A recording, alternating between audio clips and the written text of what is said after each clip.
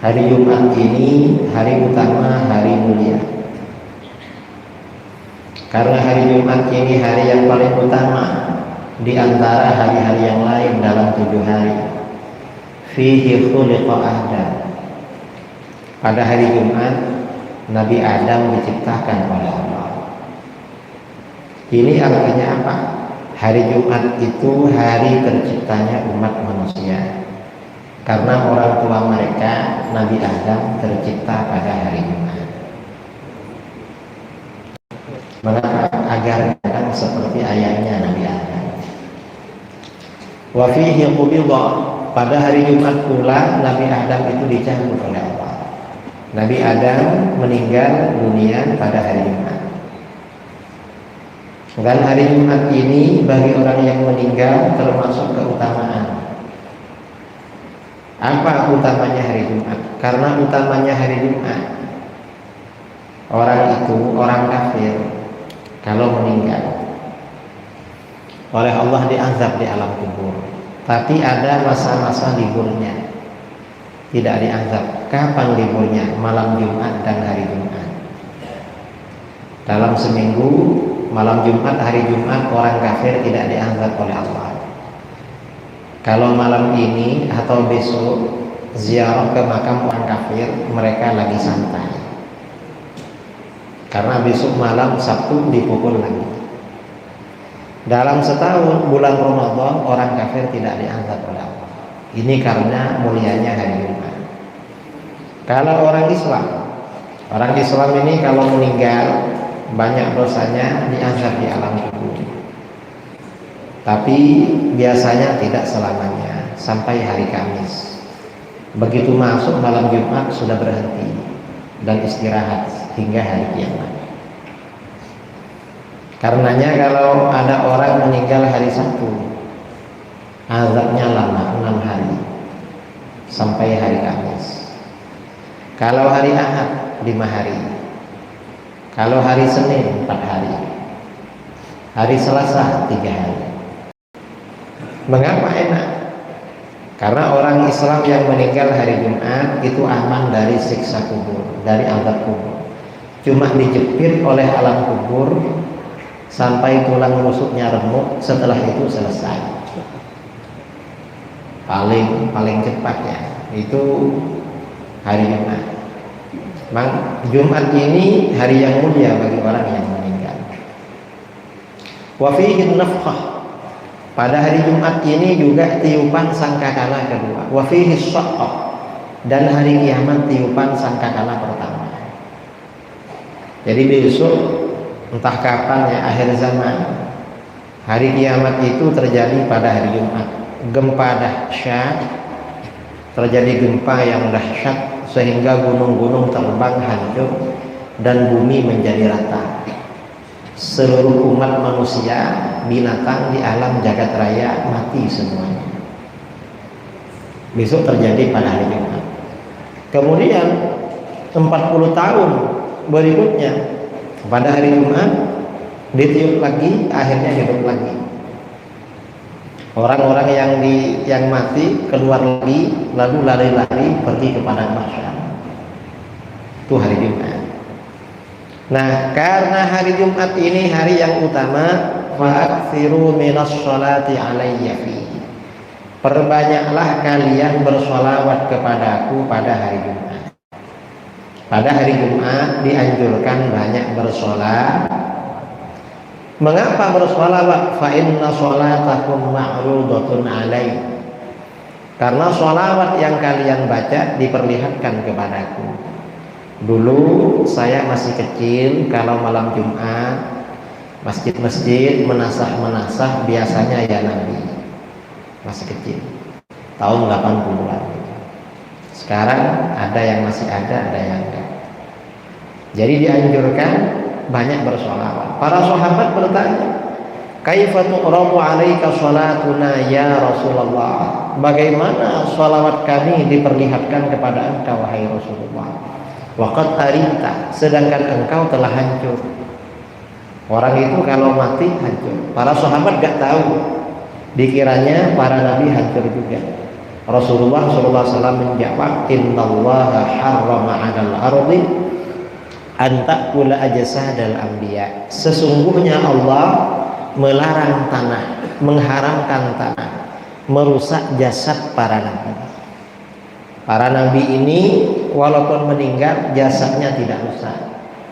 Termasuk para ulama yang soleh, para ulama yang mengamalkan ilmunya, jasadnya tidak rusak. Orang yang banyak baca sholawat, tidak berhenti baca sholawat, jasadnya tidak rusak. Ikut baginda Rasulullah SAW. Dianjurkan memperbanyak baca sholawat. Dan kata para ulama di dalam kitab-kitab tasawuf, di dalam kitab-kitab dulu diterangkan, kalau malam Jumat orang-orang yang meninggal pulang ke rumahnya. Mengapa pulang? Melihat keluarganya. Apakah keluarganya bersedekah untuk beliau? Apakah keluarganya baca yasin, baca tahlil atau apa? Biasanya begitu malam Jumat. Orang-orang dulu, saya masih kecil, ingat, masih kecil ya. Sekarang nih kadang-kadang lupa. Masih kecil itu dulu orang-orang buat nasi satu piring, ada telur, ada apa, disedekahkan pada tetangga untuk keluarga yang meninggal. Itu kalau hari Kamis, malam Jumat. Mengapa? Sambutan keluarganya yang meninggal untuk datang ke rumahnya. Orang-orang dulu. Kalau sekarang ini orang sibuk semua, sibuk kerja. Kadang-kadang suami istri kerja semua. Sore pulang gak sempat bikin sedekah. Nah ini artinya apa? Ini keutamaan hari Jumat. Hari Jumat. Kemudian juga yang ingin saya sampaikan dengan hadis tadi, hadis yang kita bicarakan tadi, itu juga apa? Bahwa para nabi yang sudah wafat, orang-orang beriman yang sudah wafat itu sebenarnya masih hidup. Cuma hidup di alam barzakh. Masih hidup saudara, para nabi. Di dalam Al-Qur'an Allah Subhanahu wa taala berfirman, "Wa qul i'malu fasayarallahu 'amalakum wa rasuluhu wal mu'minun." Katakan Muhammad, lakukan apa saja yang kalian mau. Lakukan, kerjakan apa saja yang kamu mau. Mengapa? Fasayarallahu 'amalakum. Allah akan melihat perbuatan kamu. Karena Allah melihat perbuatan kamu, dibalas oleh Allah. Orang yang banyak maksiat, kalau maksiatnya bersifat sosial, tetangga kanan kirinya tahu, tetapi dibiarkan, maka Allah menurunkan musibah sosial. Ada musibah, tetangga kanan kirinya kena juga. Kalau maksiatnya maksiat privasi, tetangganya gak tahu, dapat musibah juga, dia yang dapat musibah. Kalau ada orang ada kemauan tekad melakukan maksiat, mau maksiat, tapi gak terlaksana, dibalas oleh Allah. Balasannya apa? Tiba-tiba pikirannya menjadi risau, tiba-tiba galau, tiba-tiba susah. Kalau ada orang gak ada ombak, gak ada angin, tiba-tiba pikirannya susah, itu berarti ada tekad untuk melakukan maksiat, cuma belum terlaksana. Kalau terlaksana, bukan cuma pikiran susah. Kadang-kadang manusia begitu. Karena Allah tahu semua perbuatan kita, perbuatan zahir maupun perbuatan hati. Dan kemudian di dalam ayat tadi diterangkan, wa rasuluhu, Rasul juga tahu perbuatan kamu. Apa yang kita lakukan ini Rasulullah tahu. Pertanyaannya, apakah Rasul mengetahui perbuatan kita? Berlaku ketika Rasul dulu masih hidup atau berlaku sampai sekarang? Kata para ulama, itu berlaku sampai hari kiamat. Rasul itu tahu perbuatan kita. Karena di sini mutlak, lakukan apa yang kamu mau. Allah tahu, Rasul tahu. Karenanya di dalam kitab-kitab tafsir, para ulama biasanya menyampaikan hadis ketika menafsirkan ayat ini. Sabda Rasulullah SAW, hayati khairun lakum tuhditsuna wa yuhdatsu lakum. Aku ini hidup baik buat kamu, kata Rasulullah. Selama saya ini masih hidup enak buat kamu. Kalian terjadi apa-apa nanti solusinya bisa bertanya langsung pada saya. Kalian mengalami apa-apa bisa minta tolong saya. Ketika Rasulullah masih hidup, semua persoalan para sahabat sentralnya pada Rasulullah. Ada orang tidak tahu hukum, tanya beliau. Ada orang gak ada yang mau dimakan, datang pada beliau. Ada orang gak punya pekerjaan, menghadap Rasulullah, nanti dikasih petunjuk. Ada orang sulit mencari jodoh, gak kawin-kawin, datang pada beliau. Apa saja dulu. Rasulullah ini memang sentral kehidupan para sahabat. Ada sahabat namanya sahabat sakit, datang pada beliau. Orang sakit datang pada beliau. Ada sahabat namanya Qatadah bin An-Nu'man Al-Ansari. Pada waktu perang Uhud, salah satu matanya kena panah oleh musuh, akhirnya jatuh, jadi lepas matanya. Selesai perang, dibawa menghadap Rasulullah. Apa kata dia? Rasulullah, tolong saya minta tolong. Ada apa Qatadah? Ini Rasulullah, mata saya lepas, tolong kembalikan lagi. Apa kata Rasulullah? Rasulullah menjawab, kalau kamu mau buang aja, nanti kamu masuk surga. Buang matanya satu yang lepas, buang aja, kamu masuk surga. Tapi kalau kamu mau, saya kembalikan.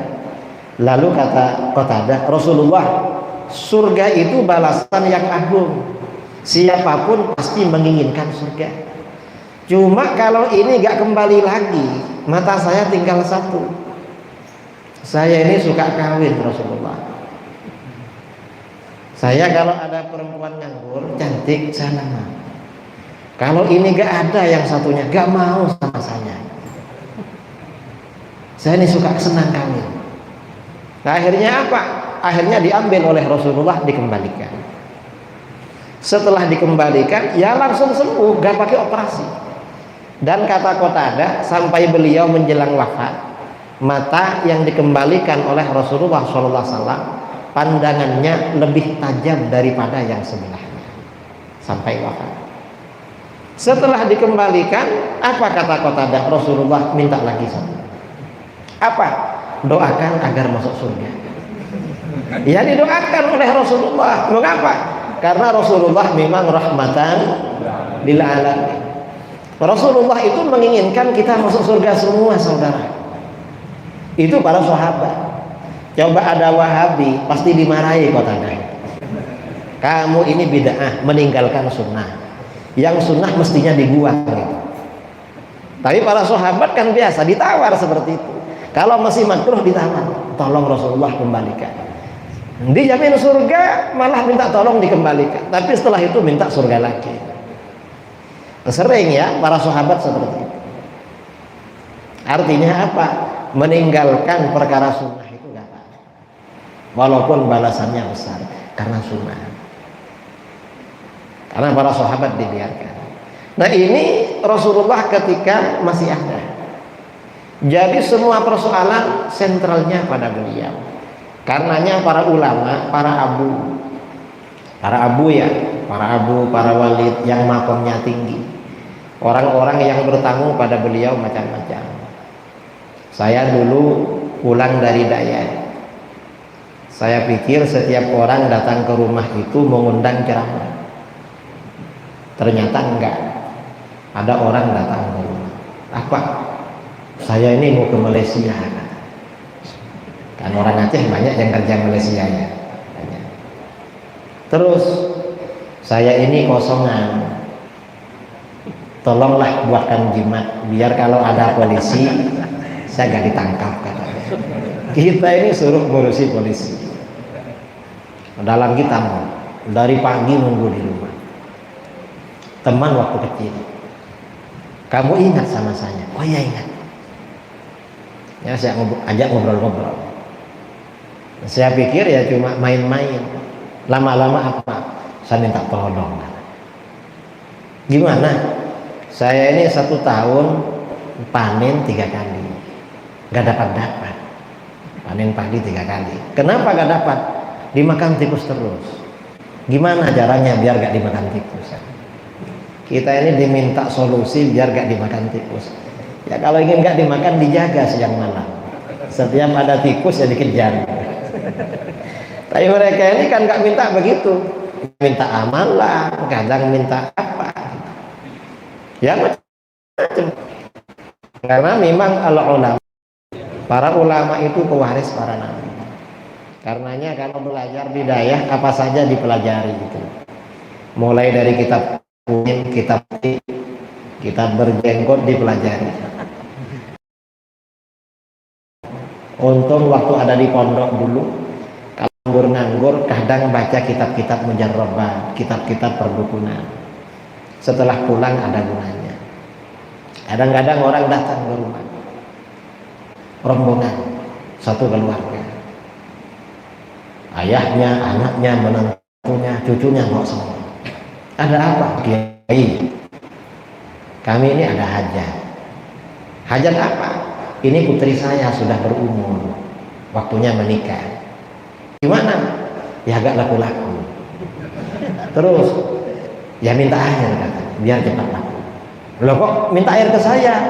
Katanya orang-orang di sana dikasih air kiai langsung laku semua.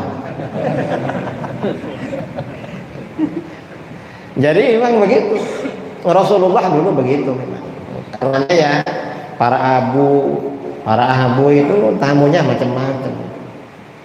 Ini ketika Rasulullah masih hidup. Kalau Rasulullah sudah wafat bagaimana? Wa mamati khairun lakum. Dan aku meninggal juga baik buat kamu. Aku ini meninggal baik buat kamu. Mengapa baik? Tu'radu alayya a'malukum. Amal perbuatan kamu diperlihatkan kepadaku. Apa yang kita lakukan ini Rasulullah memonitor, saudara. Rasulullah itu tahu, diperlihatkan pada beliau. In ra'aitu khairan hamidullah azza wa jalla. Kalau aku lihat perbuatan kamu baik, aku memuji kepada Allah. Ini orang-orang ini baik, ini orang Aceh. Rasulullah SAW. Wa in ra'aitu ghayra dzalik. Kalau aku lihat perbuatan kamu tidak baik, istaghfartu lakum. Aku doakan pada Allah mengampuni dosa-dosa kamu. Kita ini kalau berbuat dosa, Rasulullah mendoakan agar diampuni. Jadi seperti itu. Rasulullah itu tahu perbuatan kita. Ada yang tanya, gimana Kiai Rasulullah itu tahu? Kita kan ada di Aceh, Rasulullah ada di Madinah. Cara tahunya gimana? Pertanyaan seperti ini kalau sekarang tidak perlu. Mengapa? Sekarang ini orang banyak punya HP Android. Kita bikin acara di sini, lalu di live streaming, masuk YouTube, masuk Facebook, seluruh dunia menyaksikan, memonitor apa yang saya lakukan. Saya ini kemana-mana, di bandara, kadang ya di warung kopi, orang-orang menghampiri saya. Pak Kiai, saya sering lihat Pak Kiai. Lihat di mana? Di YouTube. Mana-mana. Ini masa sekarang. Artinya apa? Rasulullah itu tahu, saudara, apa yang kita lakukan. Kadang-kadang sebagian orang-orang soleh itu terasa didatangi. Ada ulama besar mazhab Hanafi, Imam Al-Hulwani. Suatu ketika ditanya oleh putrinya, ayah, kalau orang itu muntah batal enggak wudhunya? Mazhab Hanafi itu orang muntah wudhunya batal. Kalau kita mazhab Syafi'i enggak batal, kecuali kalau yang muntah yang bawah batal. Kalau mulut yang muntah enggak batal. Akhirnya apa? Kata ayahnya batal. Malam hari Imam Al-Hulwani ini bermimpi Rasulullah Sallallahu Alaihi Wasallam. Rasulullah menyampaikan, hei, kamu ditanya bilang batal ya? Gak batal. Yang batal itu kalau muntahnya penuh. Kalau cuma dikit gak batal. Setelah bangun, Imam Al-Hulwani ini buka kitabnya waktu mengaji, ternyata betul. Yang batal itu kalau muntahnya banyak. Kalau dikit gak banyak, gak batal. Akhirnya apa? Kata beliau, berarti setiap ada ulama berfatwa, setiap ada tengku berceramah, Rasulullah tahu isi ceramahnya. Karenanya hati-hati. Cuma untuk orang-orang yang soleh, kalau ada persoalan didatangi. Kalau gak soleh, gak didatangi. Belum makok. Rasulullah tahu. Karena Rasulullah ini masih hidup di alam barzakh, kita dianjurkan berziarah ke makam beliau. Dianjurkan. Kalau Wahabi gak ada ziarah kubur, kita ada. Mengapa? Dalam hadis dari Abu Hurairah radhiyallahu anhu, riwayat Abu Syekh Al-Asbahani, sabda Rasulullah SAW, man shalla alayya inda qabri sami'tuhu, siapa yang bersolawat kepadaku di samping makamku, maka aku dengar. Kalau kita ya umroh sampai di Masjid Nabawi, mudah-mudahan umroh segera dibuka ya, amin Allahumma, agar kita bisa melaksanakan ibadah haji dan umroh lagi, amin Allahumma. Buka. Sampai di Masjid Nabawi, kita ke Raudhah, sholat sunat, setelah itu ke makam, lalu mengucapkan salam, assalatu wassalamu alaika ya sayyidi ya Rasulullah. Rasulullah tahu orang Aceh datang ke sini. Nah, ini artinya apa? Motivasi agar kita ziarah ke sana. Mengapa motivasi? Kita ini kan cinta pada Rasulullah. Namanya orang cinta. Orang itu kalau cinta dengan seseorang kan ingin jumpa, dengar suara kita. Maksudnya begitu. Itu kalau kita ke sana. Loh, sekarang masih ditutup, belum bisa umrah, belum bisa ke Madinah. Jangan khawatir, karena dalam hadis itu dikatakan, wa man shalla alayya min ba'id bullightu, siapa yang bersolawat kepadaku dari tempat yang jauh, dari Aceh, itu sampai kepadaku. Rasulullah tahu. Ini namanya kehidupan alam barzakh. Karenanya orang-orang ahlus sunnah wal jamaah banyak baca sholat dengan sholawat bid'ah, mau baca sholawat bid'ah. Ini mereka kerjanya. Memang di akhir zaman ini ya, di akhir zaman ini aliran-aliran di luar ahlus sunnah ini memang mengajak meninggalkan ajaran Islam satu demi satu. Ya termasuk Wahabi. Ya pakai dalil mereka, tapi antara dalil dengan yang didalilkan tidak nyambung. Cuma dicocok-cocokkan. Itu namanya cocok logi. Sekarang ini karena ada istilah cocok logi, nggak cocok dicocok-cocokkan. Karenanya hati-hati jumpa dengan orang seperti itu. Nah, ini para nabi. Kemudian di dalam ayat tadi, wal mu'minun, orang-orang beriman juga tahu perbuatan kamu. Yang dimaksud orang-orang beriman tahu perbuatan kita ini siapa? Kata para ulama, orang-orang beriman yang tahu perbuatan kita adalah para leluhur kita, kerabat jauh, kerabat dekat kita, guru-guru kita yang sudah meninggal, membawa iman. Itu tahu apa yang kita lakukan. Makanya di dalam tafsir ya, ketika menafsirkan ayat ini, para ulama menyampaikan hadis riwayat Abu Ya'la. Rasulullah SAW bersabda, inna a'malakum tu'radu ala asyairikum wa aqaribikum minal amwal.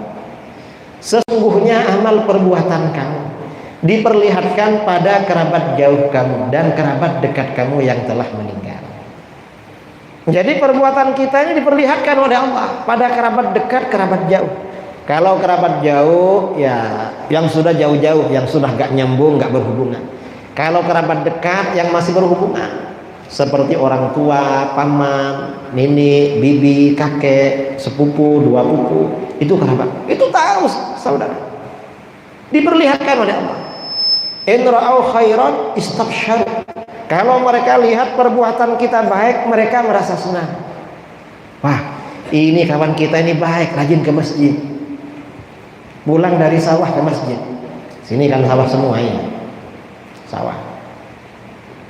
Wa in ra'au ghaira dzalik, kalau keluarga yang sudah meninggal melihat perbuatan kita tidak baik, maka apa? Qalu, mereka berdoa kepada Allah, Allahumma la tumitkum hatta tahdiyahum kama hadaitan. Ya Allah, jangan matikan orang ini sebelum engkau berikan hidayah pada dia, sebagaimana engkau berikan hidayah pada kami, agar nanti meninggalnya husnul. Kita ini oleh kerabat yang sudah meninggal didoakan agar husnul. Ini tahu sama kerabat yang sudah meninggal tahu. Karenanya Ahlus Sunnah ini ada anjuran ziarah kubur. Mengapa? Karena orang mati itu masih hidup, cuma hidup di alam barzakh. Dalam hadis riwayat Imam Abdul Haq, Rasulullah SAW bersabda, la yamurru ahadukum ala qabri akhihil mu'min kana ya'rifuhu fid dunya fayusallimu alaihi illa arafahu wa radda alaihi salam. Tidaklah salah seorang kamu melewati kuburan saudaramu yang beriman yang kamu kenal, lewat kuburan orang mukmin yang kamu kenal, lalu kamu ucapkan salam, assalamualaikum dara qaumul mu'minin wa inna insyaallah bikum lahiqun. Assalamualaikum, kecuali orang itu kenal pada kamu dan membalas salam, dia balas. Nah, artinya apa? Kita ini kalau lewat kuburan itu ada adab. Sama dengan kita lewat depan rumah tetangga, ada orangnya, masa cuma nyelonong? Kan enggak kan? Permisi ya, biasanya apa kalau orang Aceh? Ya bahasa Aceh lah, permisi. Lewat kuburan juga begitu, assalamualaikum warahmatullahi wabarakatuh, atau gimana lah, terserah, assalamualaikum. Itu tahu dan membalas salam kita. Ada yang tanya, Pak Ustaz, kata orang mati membalas salam kita kok gak dengar. Kira-kira kalau kamu ke kuburan sendirian mengucapkan salam, dikasih pilihan antara mendengar dan tidak mendengar jawaban mereka, pilih mana? Pilih mendengar? Pilih gak dengar? Kira-kira kalau dengar apa yang dilakukan? Lah, mengapa? Karena ruhaniyah kita tidak kuat, rohani kita gak kuat, takut dengan alam gaib. Malah ingin dialog itu, kita kan gak kuat. Nah, karena orang meninggal itu masih hidup, kita dianjurkan ziarah kubur, kuburan keluarga, kuburan guru, kuburan para ulama dianjurkan. Dan orang ahli kubur itu senang ketika orang yang dicintainya ziarah, misalnya baca Quran atau berdoa, itu senang saudara, orang ahli kubur. Karenanya di dalam hadis diriwayatkan, ana suma yakunul mayyitu fil qabri idza zarahu man kana yuhibbuhu fid dunya. Paling senangnya orang mati di alam kubur kalau diziarahi oleh orang yang dia cintai ketika di dunia. Senangnya bukan main. Karenanya Ahlus Sunnah ada ziarah kubur. Kalau Wahabi gak ada, ziarah kubur gak ada. Karena orang yang mati itu masih hidup, maka antara orang mati dengan orang hidup itu bisa interaksi. Artinya apa? Yang masih hidup bisa menolong yang sudah mati. Caranya bagaimana? Didoakan kepada Allah, dibacakan tahlil, kenduri, sedekah untuk orang mati. Itu bisa. Mengapa? Karena itu adalah untuk orang yang masih cuma hidup di alam barzakh. Kalau menurut Wahabi apa? Gak ada gunanya katanya. Dan itu bahaya. Kita ini hati-hati dengan Wahabi. Karena orang ini kalau ikut Wahabi maka menjadi anak durhaka kepada orang tua. Mengapa durhaka? Orang tuanya gak didoakan, orang tuanya gak dibuatkan sedekah. Alasannya ini ada orang ya, tahun 2018 saya ke Jakarta. Azannya belum. Ntar lagi. Ada orang menghampiri saya, Pak Kiai, saya yang ngundang Kiai bulan depan. Saya tanya sama dia, kenapa ngundang saya? saya ini mantan Wahabi ya. Sekarang sudah keluar ikut Aswaja. Loh, kenapa ikut Wahabi? Orang tua kami dulu dekat dengan Wahabi dan mertua juga Wahabi. Saya kuliah di Bandung, ada adik kelas cocok, saya datangi orang tuanya di Kalimantan. Tanya, kamu perlu apa? Saya mau melamar anak bapak jadi istri saya. Terus mertua bilang, kamu ini ahlus sunnah apa Wahabi? Saya ini Wahabi, kalau bukan Wahabi saya gak mau. Saya Wahabi juga Pak, jangan khawatir. Ya dah, kalau begitu kamu saya terima jadi menantu saya. Akhirnya nikah. Lalu terus kok keluar dari Wahabi? Saya ini mendengar ceramahnya UAS. Tuan Guru UAS bilang, kalau ingin tahu dalil-dalil Ahlus Sunnah wal Jamaah, dengarkan ceramahnya Kiai Idrus di YouTube. Saya tengok ceramah Kiai di YouTube, jumlahnya ratusan. Saya cari durasi yang paling panjang. Kiai ada ceramah di YouTube 9 jam. Sebenarnya bukan 9 jam, itu acara daurah di Kuala Lumpur selama 2 hari. Setiap 2 jam, 1 jam setengah istirahat, digabung jadi 9. Saya seharian Kiai dengarkan itu sama istri. Terus gimana? Ternyata Kiai Ahlus Sunnah itu dalilnya kuat-kuat. Padahal dulu kata Ustadz Wahabi gak ada dalilnya, ternyata kuat. Ya sudah, kami keluar dari Wahabi. Makanya sekarang saya bertobat, tempat-tempat dulu saya ngajak orang jadi Wahabi, saya ngundang Kiai untuk ceramah di sana. Akhirnya ceramah, dan dia aktif mendengarkan ceramah saya. Orang Wahabi diajak debat semua. Keluarganya yang Wahabi, yang teroris, biasanya kalau hari raya lapor pada saya, Kiai, saya kemarin debat dengan sepupu. Ya modalnya ceramah di YouTube. Nah, suatu ketika saya ceramah di Bogor, orang ini ikut. Saya ceramah bahwa orang meninggal itu tahu perbuatan orang yang masih hidup. Pulang dari ceramah, orang ini bilang pada saya, betul Kiai, keluarga yang sudah wafat itu tahu apa yang kita lakukan. Lah kok gitu? Saya ini Kiai, ini pengalaman saya.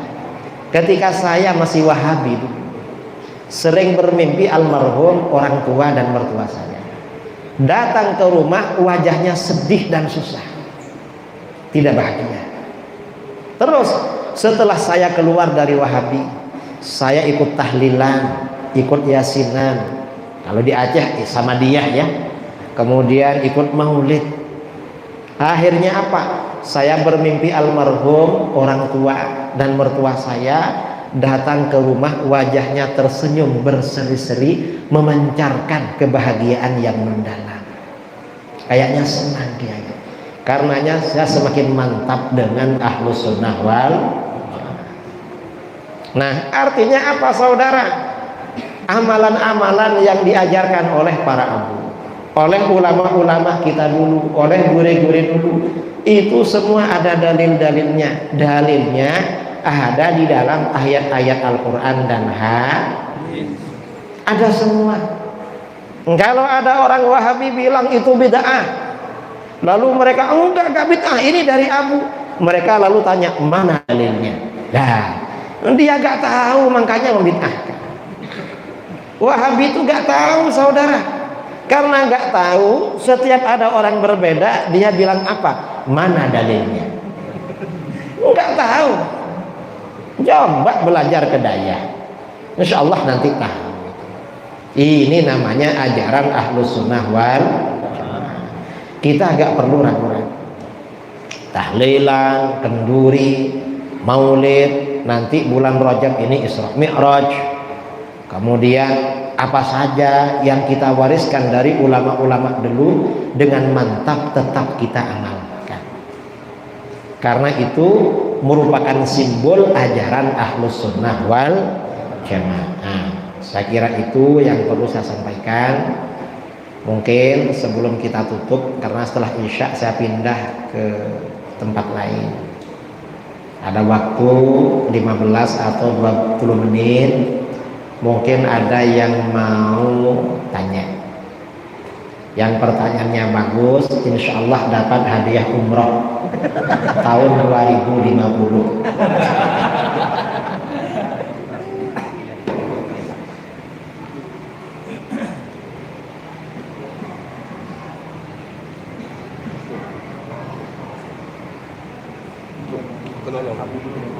Pakai ini aja.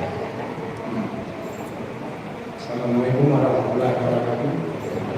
Anak-anak menghormati dan menjadi sedikit sewaktu kita membaca Fatihah. Di situ ada setengah tegok 3 versi membaca Fatihah. Yang satu Wairi dan satu versi lagi ada Wairi. Ada satu versi lagi Wairi. Mohon penjelasan pada malam ini supaya kami pun jangan ragu mengikuti imam mana yang kami ikuti. Terlebih dahulu kami minta maaf. Assalamualaikum warahmatullahi wabarakatuh. Ketika membaca Fatihah, ghairil maghdubi, ada ghain, ada wawu. Yang benar yang ghain. Yang ghain itu tambah salah. Yang betul adalah ghairil maghdubi. Pertama jamaah. Assalamualaikum warahmatullahi wabarakatuh. Assalamualaikum. Langsung saja Pak Kiai. Bagaimana negara saat ini sungguh prihatin, memprihatinkan. Di saat ini Islam selalu tertekan, seolah-olah pemerintah ini tidak berpihak agama. Jadi dalam hal ini, bagaimana strategi kita untuk menghadapi hal yang demikian? Sekian, terima kasih. Assalamualaikum warahmatullahi wabarakatuh. Jadi memang sebelum Indonesia merdeka, karena Belanda itu mengantisipasi ini nanti merdeka akhirnya apa? Belanda itu mendirikan sekolah-sekolah umum, lalu anaknya tokoh-tokoh, anaknya ulama di mana-mana disekolahkan sekolah umum, sekolah Belanda, sehingga menjadi orang yang nasionalis. Nasionalis itu artinya apa? Yang penting dia peduli kepada negara tanpa peduli pada agama. Dan setelah Indonesia merdeka, yang ada di tampuk pimpinan memang orang-orang nasionalis, seperti Pak Karno, Pak Hatta. Pak Hatta itu kan anaknya Abu di Minang. Saya pernah ke makam ayahnya, itu berkumpul dengan makamnya Abu, ulama-ulama Minang. Akhirnya orang-orang nasionalis. Yang penting mereka ini negara aman maju, agama gak peduli. Memang seperti itu. Dan terus begitu. Dan penguasa-penguasa ini memang sepertinya ditekan oleh negara-negara barat. Dan kalau ada penguasa memusuhi umat Islam, negara barat itu senang. Senang negara barat itu. Kalau dekat dengan umat Islam, apalagi ada program memajukan umat Islam, cepat jatuh. Itu penguasa. Nah, dalam kondisi seperti ini, apa yang kita lakukan? Yang kita lakukan dalam kondisi seperti ini, anak-anak kita dididik dengan pendidikan agama yang baik. Masukkan ke daya, masukkan ke pesantren. Kemudian kita banyak bertaubat, bertaqarrub, mendekatkan diri kepada Allah. Itu solusinya. Karena lebih dari itu kita gak mampu. Misalnya kita perang, orang penguasa itu banyak tentaranya, kita gak punya tentara, kalah kita. Senjatanya lengkap mereka, kita gak punya. Ya sudah, kita damai aja. Cuma anak-anak kita didik dengan pendidikan yang baik. Memang seperti itu. Dan di akhir zaman seperti itu, dan bisa lebih parah ke depan. Bisa lebih parah. Tapi yang mudah-mudahan ya bisa direm lah. Amin Allahumma. Mudah-mudahan nanti situasi semakin baik bagi umat Islam. Amin Allahumma. Karena waktu sudah Isya, saya kira cukup ya. Bila ada sumur di ladang, boleh kita numpang apa namanya? Numpang mandi. Kalau ada umur panjang, insya Allah kita jumpa lah. Mudah-mudahan bisa berjumpa di lain kesempatan. Kurang lebihnya mohon maaf yang sebesar-besarnya dari saya. Assalamualaikum warahmatullahi wabarakatuh.